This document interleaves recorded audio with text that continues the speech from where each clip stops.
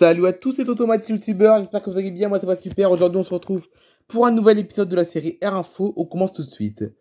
Un avion cargo sort de la piste et finit dans un étang, à l'aéroport de Montpellier. Les trois personnes qui se trouvaient à bord de l'appareil ont pu être évacuées indemnes, selon France 3. L'aéroport est fermé au moins jusqu'à 16 h, mais ça c'était hier, enfin c'était samedi soir. Mais bon, c'est quand même intéressant parce que quand même, c'est assez rare ce qui s'est passé à l'aéroport de Montpellier. L'aéroport de Montpellier a été fermé pour une durée indéterminée, un avion de fret ayant fait une sortie de piste dans le courant de la nuit, donc dans la nuit du vendredi à samedi, lors de son atterrissage, sans faire de blessés, a annoncé samedi la préfecture de l'Hérault. Donc comme vous pouvez le voir là, on voit bien l'avion, c'est un avion cargo qui s'est crashé à l'aéroport de Montpellier en fait. Comme le précise France 3, l'accident s'est produit peu avant 3 heures du matin, dans la nuit de vendredi à samedi, alors qu'un orage frappait la zone. L'appareil, un Boeing 737 cargo de l'Aéropostale, transportant du fret, est sorti de la piste en pleine phase d'atterrissage. Il a fini sa course dans l'étang de l'Or, situé dans la ville de Moguio. Je sais pas si on dit Mogio ou Moguio, mais bon. Comme on peut le voir sur des images publiées sur le... sur- comme on peut le voir, excusez-moi, hein. Comme on peut le voir sur des images publiées par le média spécialisé R+, R+ News, la partie avant de l'avion était toujours immergée samedi matin. 3 personnes se trouvaient à bord au moment de l'incident. Dans un communiqué, la préfecture de l'Hérault indique que les 3 personnes présentes dans l'appareil sont indemnes et qu'elles ont pu être désincarcérées et mises en sécurité grâce à l'intervention rapide des secours. 600 passagers n'ont pas pu décoller. Par mesure de sécurité et dans l'attente qu'une entreprise spécialisée vienne déplacer l'appareil, les vols commerciaux et de fret ne peuvent plus atterrir à Montpellier pour une durée indéterminée, ajoute le communiqué. On avait 600 passagers au départ ce matin, donc samedi matin, explique le président du directoire de l'aéroport de Montpellier Méditerranée, Emmanuel Bremer, sur BFM TV. On les a, on les a plus ou moins renvoyés sur Marseille, mais malheureusement, dans un certain nombre de cas, les compagnies attendent de savoir quand rouvrira l'aéroport pour relancer les vols. Selon R+ News, cette mesure sera appliquée au moins jusqu'à 16 h le 24 septembre. 60 sapeurs-pompiers du service départemental d'incendie et de secours de l'Hérault, dont des spécialistes du secours aquatique, ont été dépêchés sur place avec une équipe du SAMU, de la brigade de gendarmerie et de transport aérien et les équipes de l'aéroport.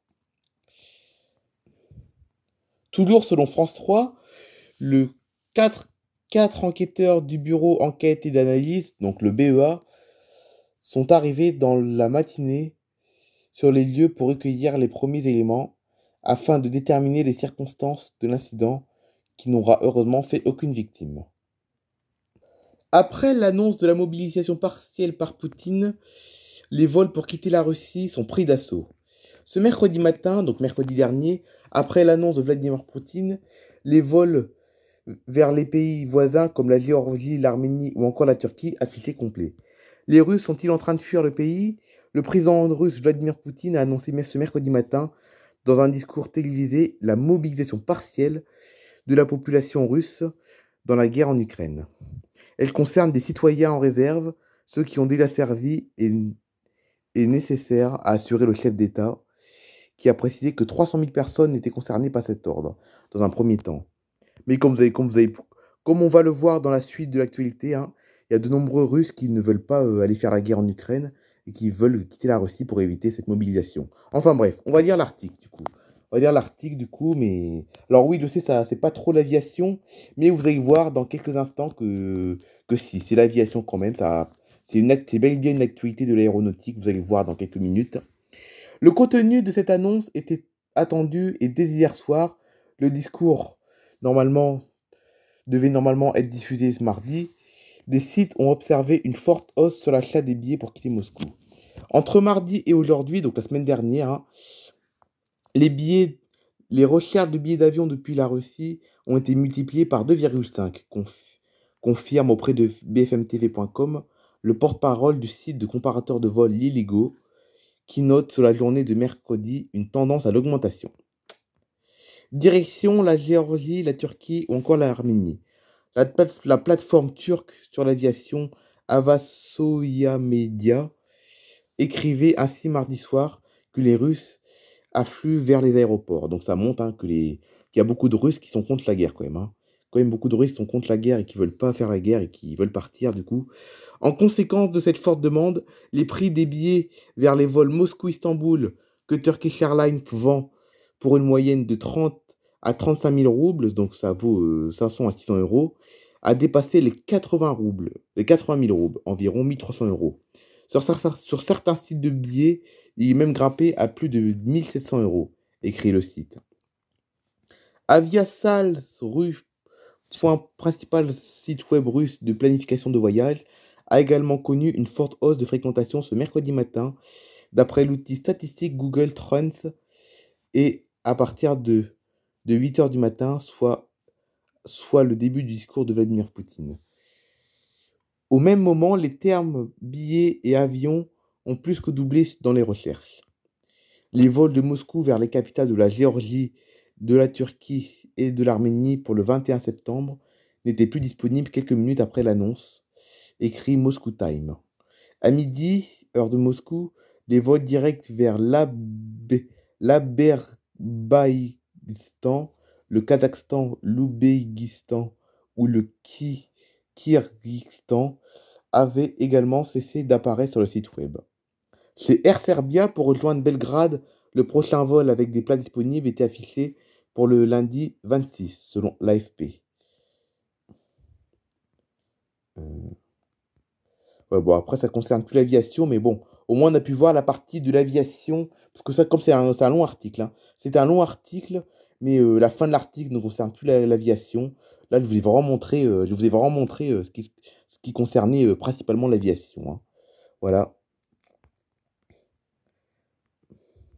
Air Algérie lance son appel d'offres pour rajeunir sa flotte de monocouloirs et de gros porteurs. Eh ben, apparemment, je ne peux pas lire cet article, je sais pas. Attends, c'est quoi ce bazar? Pourquoi je ne peux pas lire cet article? Ah ouais, d'accord, c'est payant. L'accès à l'intégralité de cet article est réservé aux abonnés, donc on ne peut pas lire cet article car il faut être abonné au site Le Journal de l'Aviation, car le site s'appelle Le Journal de l'Aviation. Il faut s'abonner à ce site pour lire cet article. Bon, ben, tant pis, on va passer à une autre actualité alors. Autour de l'aéroport de Bordeaux, ses habitants vivent avec un orage permanent au-dessus de la tête. Jeudi 22 septembre, le bruit des avions résonne chez Jean-Claude Godin. Ce voisin de l'aéroport de Bordeaux dénonce des nuisances sonores quotidiennes proches du seuil de danger. Donc Jean-Claude Godin, dans sa résidence au Hayan, a dû entendre un avion toutes les 45 secondes en 2019. On va pas pousser l'aéroport ailleurs pour aller gêner d'autres gens. Jean-Claude Godin habite à Hayan, en Gironde, à seulement 3 km à vol d'oiseau de l'aéroport, au nord-est de l'aéroport de Bordeaux-Mérignac. Il est 10 heures ce jeudi 22 septembre. Le ciel est aussi bleu que les volets de la maison du futur octogénaire. Un temps parfait pour admirer de près les avions qui décollent ou atterrissent à l'aéroport. Mais ce n'est pas plus la préoccupation première du président de l'association Ayanaise de défense contre les nuisances sonores de l'aéroport. La pollution sonore des moteurs de ces oiseaux de fer ont pris le dessus. 16 millions de passagers en 2035. Plus de 80 000 mouvements en 2019, la dernière année pleine sans pandémie. L'aéroport de Bordeaux prévoit 60... Ah, mais ils sont énervants avec leur pub. On est où là du coup? L'aéroport de Bordeaux prévoit environ 60 000 mouvements en 2022 et espère 16 millions de passagers en 2035. Ce qui représenterait 130 000 mouvements. Ces chiffres font lever au ciel les yeux de Jean-Claude.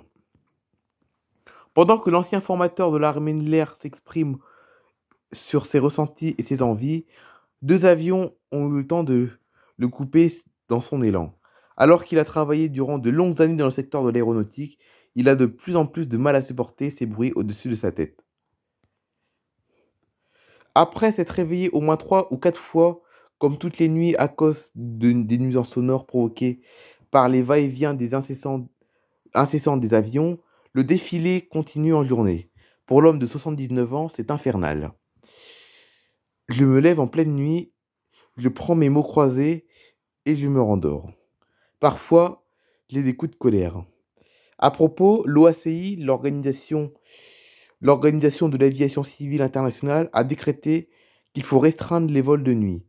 Il faut 6 à 8 heures de sommeil continu pour ne pas mettre sa santé en danger. Sur l'échelle du bruit au quotidien, le seuil de danger est fixé à 80 décibels, soit l'équivalent d'un aboiement de chien en continu. Au-delà, il faut élever la voix pour se faire entendre. Et au-delà de 90 décibels, il faut carrément crier. 80 décibels, c'est également ce qu'entend Jean-Claude à chaque fois qu'un avion passe au-dessus de sa maison, affirme le retraité. Pourtant, il n'est pas celui qui habite le plus près de l'aéroport. À moins de 100 mètres d'un avion en plein décollage, les réacteurs envoient plus de 130 décibels dans les oreilles, soit au-delà du seuil de douleur, qui est à 120 décibels. À titre de comparaison, c'est autant que les coups de tonnerre les plus violents. Le retraité, lui, n'est pas au point d'entendre la déflagration de la foudre toutes les heures ou presque, mais il a la désagréable impression de cohabiter avec le ronronnement de l'orage au-dessus de sa tête. Et il est loin d'être le seul à vivre ce désagrément, puisque 88 000 habitants autour de l'aéroport de Bordeaux sont plus ou moins impactés selon leur localisation. Sa maison a perdu 15% de sa valeur. Jean-Claude Gaudin évoque le cas de Dominique, un des 400 adhérents de l'association. Il a été obligé de déménager. Son épouse a un gros problème nerveux. Il a vendu à Eysmes pour acheter une maison à Saint-Médard-en-Jalles, hors du couloir aérien.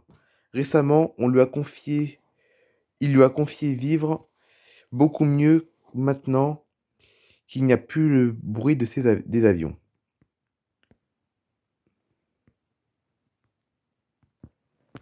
Et voilà, c'est la fin de cette vidéo. J'espère que vous aura plu. N'hésitez pas à liker, à laisser des commentaires. Oui, je sais, il y aura... Ah, regardez. Regardez qui c'est qu'on voit là-haut. Là. Barvina, regardez, je sais pas si vous la voyez bien là. Barvina. Ouais, je ne le fais pas exprès, je sais, je ne fais absolument pas exprès de tomber sur elle. Ah bah regardez. Là aussi, on la voit encore. Voilà. Donc je sais, il n'y aura eu que 3 actualités, mais c'est juste que les actualités étaient longues à lire aujourd'hui. C'est vraiment trop long Les actualités étaient vraiment longues à lire. Je l'ai vu qu'il y avait d'autres actualités. Hein. Aujourd'hui, il y avait plein d'actualités sur l'aviation aujourd'hui. Hein. Mais c'était vraiment trop long à lire. Les actualités étaient vraiment trop longues à lire. Du coup, ben, on a lu que 3 actualités. Hein. Donc les actualités, pour rappel, c'est là que c'est le crash de l'avion. Bon. Donc pour rappel, les 3 actualités. Donc petit résumé du coup de cet épisode. Les 3 actualités, c'est les 3 actualités de cet épisode. C'est le crash de l'avion cargo à Montpellier. La deuxième actualité, c'est les Russes qui veulent fuir la Russie parce qu'ils veulent pas faire la guerre en Ukraine. Et la troisième actualité, c'est les nuisances sonores à l'aéroport de Bordeaux. Voilà, c'est la fin de cette vidéo. Regardez, on termine sur la belle Barvina. Allez, bye bye tout le monde. J'espère que cet épisode vous a plu. Moi, en tout cas, j'ai vraiment kiffé faire cet épisode, à moi. Hein. J'ai vraiment kiffé faire cet épisode. Même si les actualités sont pas très réjouissantes. Mais j'ai quand même bien kiffé faire cet épisode. Allez, bye bye tout le monde. Regardez la Barvina là.